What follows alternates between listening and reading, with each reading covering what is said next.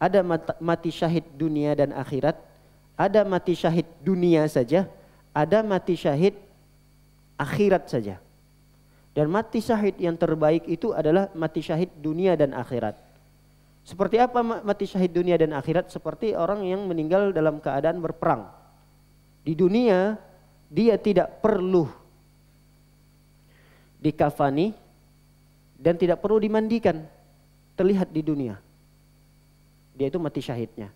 Di akhirat dia mendapatkan pahala di sisi Allah Subhanahu wa taala yang sangat besar. Nanti akan kita bacakan di antara keutamaan pahala-pahala yang didapatkan oleh orang-orang yang mati syahid di akhirat, dunia dan akhirat. Ada orang yang meninggal dunia hanya sekedar di dunia saja. Meninggal dunia dalam keadaan syahid, tapi syahidnya disebut dengan syahid gelar sekitar dunia saja. Dan ini na'udzubillah, jangan sampai terjadi. Dia meninggal di medan perang, tapi tujuan daripada berperangnya itu bukan untuk menegakkan kalimat la ilaha illallah. Dia berperang di jalan Allah Subhanahu wa taala, ingin dikatakan bahwa dia orang yang berani, pemberani. Dia berperang di jalan Allah supaya dia mendapatkan gelar pahlawan. Yang berperang seperti ini meninggal di medan perang, maka dia tidak mendapatkan pahala di sisi Allah Subhanahu wa taala pada hari akhirat. Dia mendapatkan gelar syahid di dunia saja. Di akhirat tidak didapatkannya. Bahkan orang yang seperti ini adalah orang yang pertama sekali yang akan dilempar oleh Allah dalam neraka. Kita ingat dalam sebuah hadis Rasulullah menyebutkan ada 3 golongan orang yang pertama sekali dilempar oleh Allah Subhanahu wa taala dalam neraka. Mereka adalah orang ahli ilmu, bacaan Al-Qur'annya bagus, tapi bukan karena Allah Subhanahu wa taala tujuannya. Agar dikatakan dia orang alim, agar dikatakan dia orang yang qari, bagus bacaannya. Yang kedua adalah orang yang dermawan, punya harta. Bukan orang yang pelit, orang yang dermawan. Orang yang dermawan itu artinya setiap pintu-pintu kebaikan pasti ada kebaikannya di sana. Dia titipkan uangnya di sana. Pintu kebaikan yang ini dia titipkan lagi hartanya. Tapi penitipan itu bukan semata-mata karena Allah Subhanahu wa taala. Supaya orang-orang tahu dan supaya dia mendapatkan gelar, oh, Bapak fulan ini orangnya dermawan. Di dunia dia dapatkan itu. Begitu juga orang yang mati syahid.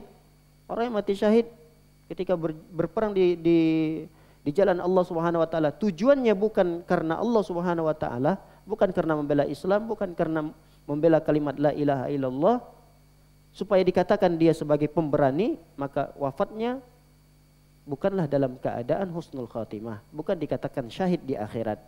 Ada yang ketiga, syahid di akhirat.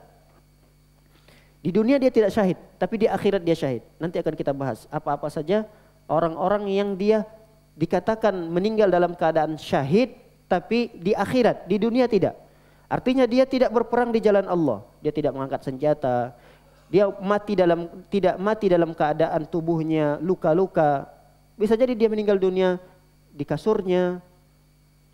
Nanti ada beberapa golongan-golongan orang tersebut. Tapi dia mendapatkan pahala syahid di akhirat. Di antaranya seperti disebutkan oleh para ulama, seorang ibu meninggal dunia di saat nifasnya, atau seorang ibu meninggal dunia di saat melahirkan. Ada juga yang meninggal dunia dalam keadaan tenggelam. Ada juga yang meninggal dunia dalam keadaan tertimbun oleh reruntuhan. Ini seperti ini dikatakan syahid. Tapi bukan syahid di dunia, syahid di akhirat.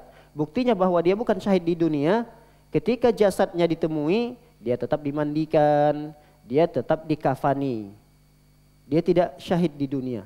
Tapi di akhirat insya Allah mudah-mudahan dia mendapatkan pahala yang dijanjikan oleh Rasulullah SAW.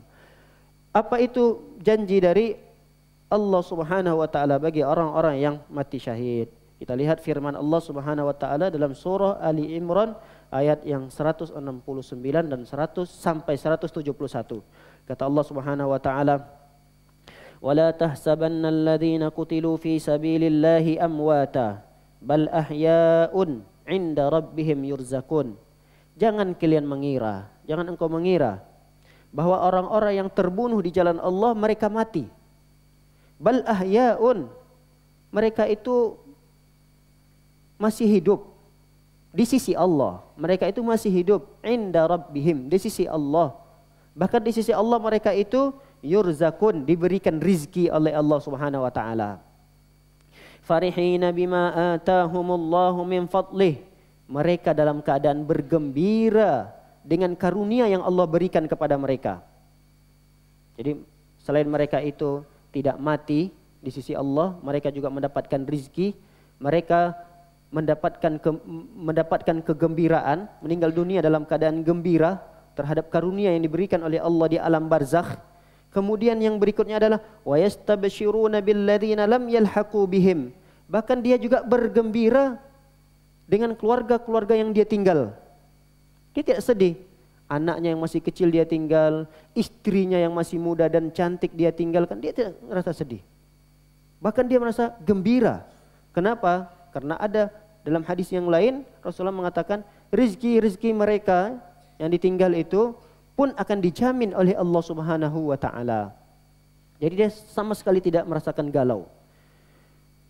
Wa yastabshiruna billadzina lam yalhaqu bihim. Dia juga merasa gembira dengan keluarga-keluarganya yang dia tinggal di dunia.